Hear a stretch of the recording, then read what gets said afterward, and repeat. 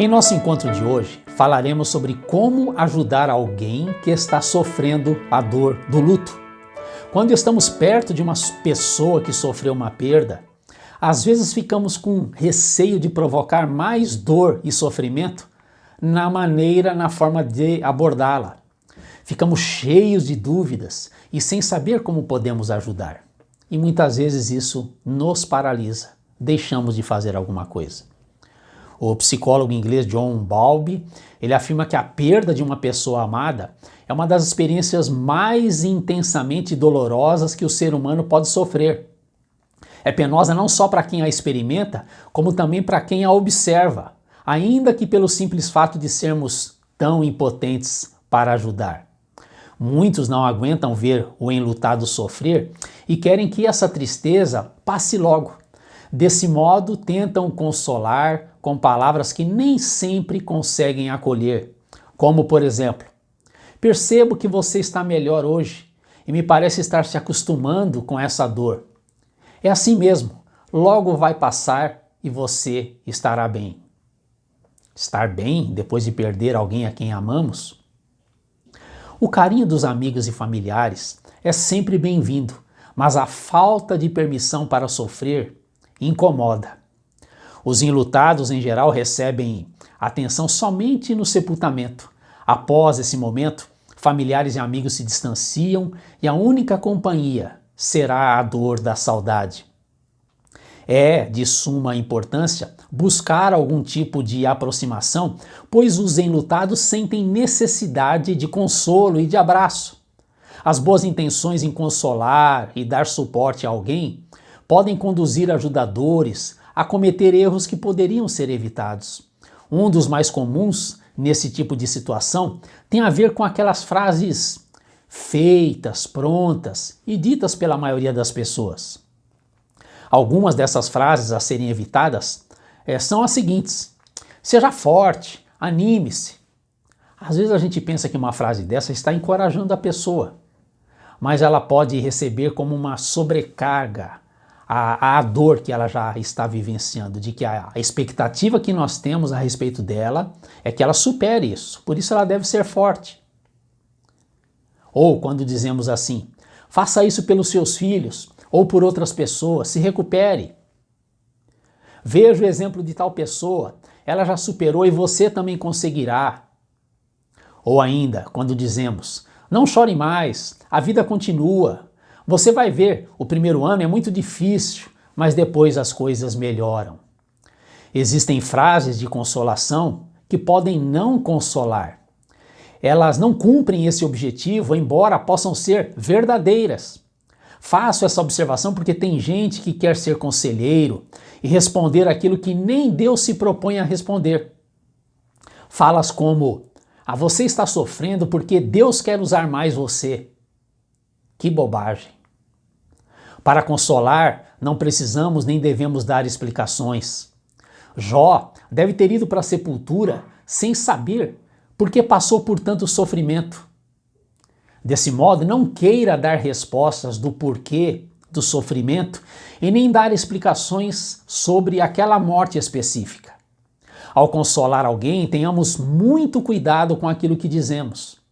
Se alguém se suicida, não dá para dizer para os familiares: foi a vontade de Deus. É fora de contexto ainda dizer para aquele que enfrenta um luto: Deus prova aquele a quem ama. Infelizmente, há outros discursos vazios, como por exemplo, dizer a um viúvo que agora terá que cuidar da casa e de seus filhos pequenos: Deus quis assim, a sua esposa está melhor com Deus, pois a vida aqui tem mesmo muito sofrimento. É uma frase que não consola e ainda gera raiva. Pense em alguém que, querendo confortar, fala a pais que perderam um filho pequeno: Deus ama tanto aquela criança, o filho de vocês, que Deus a quis mais perto dele. Ora, é melhor não falar nada.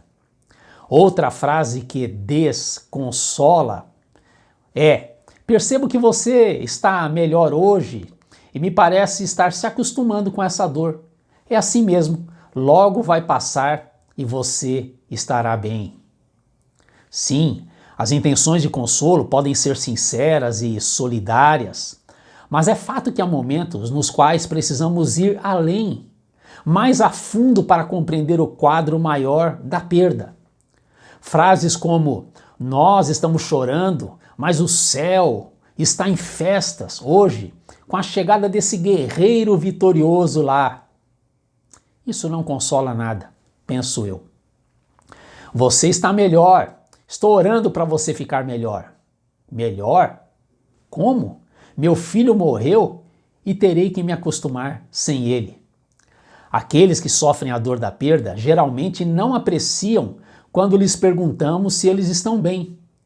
É uma pergunta que incomoda, afinal, como estariam bem quando convivem com a falta de alguém e a dor da saudade sempre presente? Ela foi para o céu e o sofrimento dela acabou. Diante dessa fala, eu já escutei enlutados nos dizerem: pois é, o sofrimento dela pode ter acabado, mas o meu, agora sem ela, é um sofrimento que começou e que parece não vai ter fim tão cedo. Alguns cristãos disseram algo parecido com: eu soube que seu marido morreu. Ele era cristão, certo? Glória a Deus por isso, porque ele está no céu e você não precisa se preocupar porque ele está bem. Agora é seguir a vida. Esses comentários são insensíveis. Algumas pessoas esquecem que ainda somos humanos e que temos emoções. Uma simples frase: "Lamento muito pela morte de seu marido", dita sinceramente por não cristãos, foi mais consolador que algumas das coisas que este amigo diz ter escutado de pessoas de fé. Nós, cristãos, somos confortados pela certeza da ressurreição, mas isso não elimina o vazio que fica na vida e na casa, e a dor de sermos forçados a nos separar de alguém que amamos. Sabemos pelas Escrituras que um dia reencontraremos amigos, familiares e irmãos em Cristo que partiram com o Senhor. Entretanto, não se esqueça disso. O que o enlutado precisa é de um consolo agora, para os seus dias de hoje. Como então ajudar alguém que enfrenta um luto? Uma sugestão para conversar, para abordar uma pessoa enlutada, é perguntar: como você está hoje? Trata-se de uma forma mais empática, mais sensível de demonstrar interesse. Eu suspeito que a forma mais básica e eficiente para se conectar a outra pessoa está em ouvir. Talvez a coisa mais importante que podemos dar a alguém que vivencia um luto é a nossa atenção, especialmente se for dada de coração. Quando as pessoas estão falando, não há necessidade de fazer nada, mas simplesmente recebê-las, acolhê-las. Esse é um momento em que a presença amiga vale mais do que a palavra amiga. O silêncio é também uma forma de consolar e ajudar alguém. E no livro de Jó, na Bíblia, nós vemos o quanto os amigos de Jó foram cruéis em tentar consolá-lo com tantos discursos. Ouvir é respeitar quem está em sofrimento. Na maioria das vezes, uma companhia, mesmo que silenciosa, que saiba ouvir e oferecer o ombro, é muito mais valiosa que muitas palavras e conselhos sábios. Tenha então disposição em escutar a pessoa entristecida pelo luto. Não pense assim quando você for pensar numa visita, num telefonema: o que é que eu vou dizer? Pense nisso, como que eu posso escutar essa pessoa, estar ao lado dela, talvez apenas escutando-a e em seguida lendo um texto da Bíblia e orando por ela, é uma ajuda muito importante que você está prestando a ela. Uma pessoa enlutada geralmente quer ter espaço na vida de outros para contar recordações que marcaram. Então permita que a pessoa expresse seus medos e preocupações sobre como pensa que prosseguirá a sua vida. Levar a outra pessoa em consideração é ainda mais importante do que entendê-la. Esse gesto, essa postura, transmitem acolhimento mesmo quando faltam palavras. Ao dar suporte a uma pessoa que perdeu alguém pelo luto, não tenha medo do choro e nem mesmo do silêncio dela. Aquele silêncio, na verdade, está fazendo um barulho ensurdecedor, que ela está em profundo e intenso sofrimento. A Bíblia diz, na carta de Paulo aos Romanos, capítulo 12, verso 15, que nós devemos chorar com os que choram. Para isso, precisamos ser cautelosos sobre as nossas formas de cuidado e de consolo. Vamos a seguir compartilhar algumas orientações bem simples e práticas.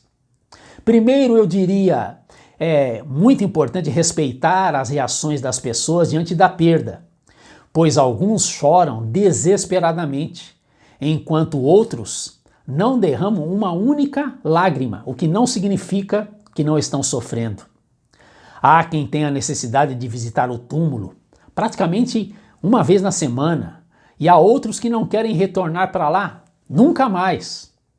Em certa conversa recente com pais que perderam um filho jovem, a mãe nos dizia que ficava folheando um álbum de fotografias como um modo de atenuar a dor e matar um pouco a saudade. Já o marido, que participava da conversa, relatou que vinha sofrendo muito e não suportaria ver uma única foto do seu filho, pois começaria a chorar.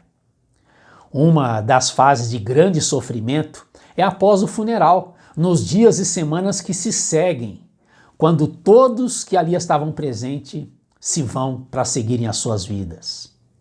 Há enlutados que apreciam se sentir acompanhados, receberem visitas, enquanto outros preferem ficar só e precisam de privacidade. Enfim, cada um tem o seu jeito de aliviar a dor. Outra dica é perceber a relação da pessoa que morreu com aquele ou aquela que está vivenciando o luto, que é essa pessoa que você está se propondo a ajudar. Então, algumas perguntas nos ajudam a tentar medir ou dimensionar essa dor. Perguntas como: quem é a pessoa falecida? É o pai? É a mãe? É o filho mais velho ou o caçula? Tratava-se de um filho único? A pessoa falecida era criança, adolescente, jovem ou era uma pessoa de bastante idade? A pessoa falecida era o provedor material daquela família? Quais eram os papéis que a pessoa falecida ocupava na vida dos enlutados? Que tipo de lacunas esse falecimento deixará? Quais foram as condições gerais do falecimento? A morte se deu de forma repentina, abrupta, inesperada? Ou a morte veio depois de um longo período de hospitalização? Todas essas perguntas são muito importantes no acolhimento e para ajudar a entender e dimensionar a intensidade da desolação emocional entre essas pessoas que estão tendo essa experiência. Algumas outras perguntas podem ajudar num bate-papo informal com quem vivencia a dor do luto. Perguntas como: como você está lidando com a saudade? Como essa perda tem afetado a sua vida nas rotinas do dia a dia? Onde você tem encontrado forças para enfrentar essa dor? Que pensamentos têm sido mais frequentes?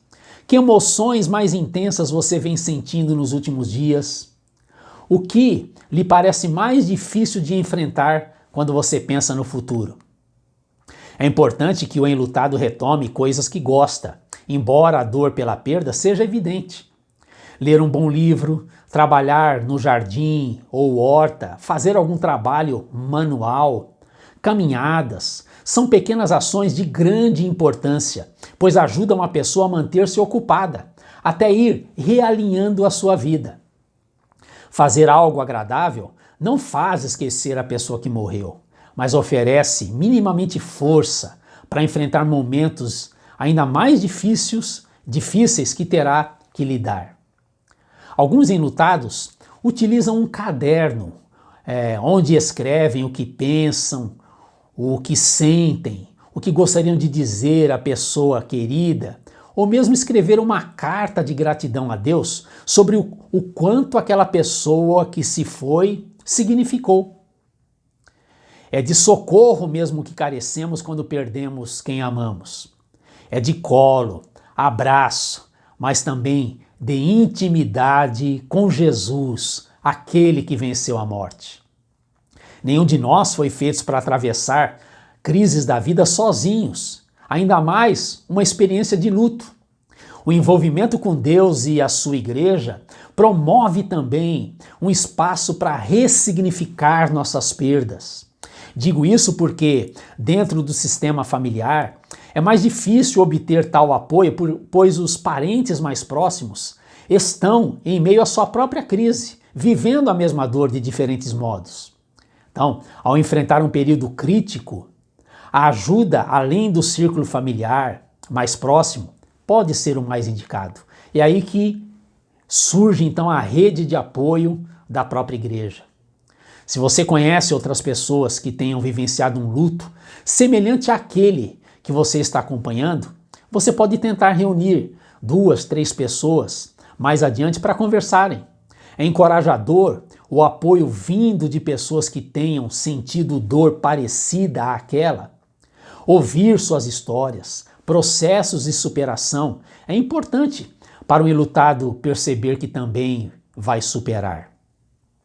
Lembre-se, entretanto, que há coisas simples que são difíceis de realizar quando se está muito abalado, como ir ao cartório, fazer uma pequena compra no mercado ou feira e outras atividades rotineiras. E você, se pretende ajudar alguém, pode se colocar à disposição para acompanhar a pessoa. É importante destacar também que as coisas que aqui temos falado sobre luto não são suficientes para descrever a reação de todas as pessoas em todos os contextos, de forma alguma.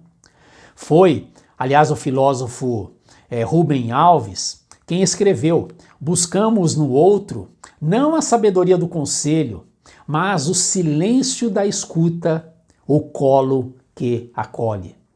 Se você deseja ajudar alguém entristecido pelo luto, se propõe a viver essa experiência junto com essa pessoa. As maneiras de ajudar são muitas e, ao mesmo tempo, uma só. Será aquela que a pessoa escolher. Portanto, para ajudar um amigo, um irmão da igreja, pode ser útil você perguntar-lhe, a ele, a ela, como quer ser ajudado ou ajudada. Deixe que a pessoa enlutada aponte o caminho a percorrer, pois apenas ela sabe o que é melhor para si. E caminhe junto, ao lado dela.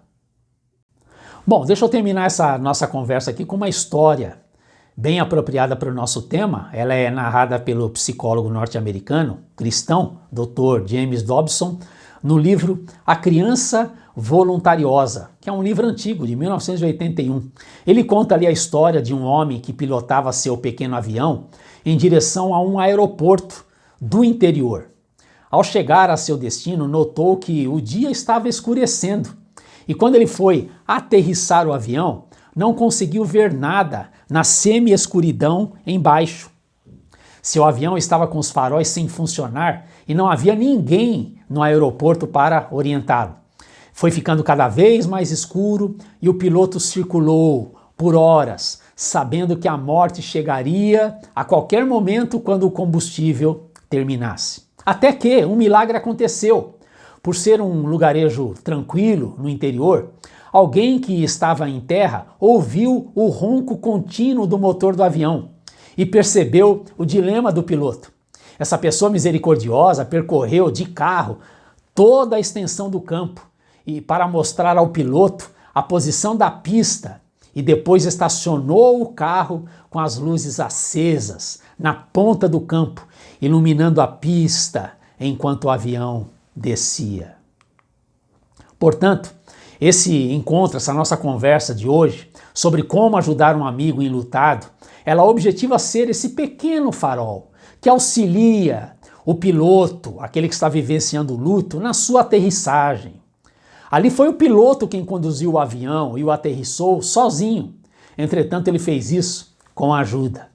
A ajuda apenas se deu no sentido de indicar o caminho. O luto é um processo solitário e individual, mas sem dúvida uma pista iluminada não só ajuda, como oferece mais segurança no delicado pouso e trajeto posterior que a ele seguirá.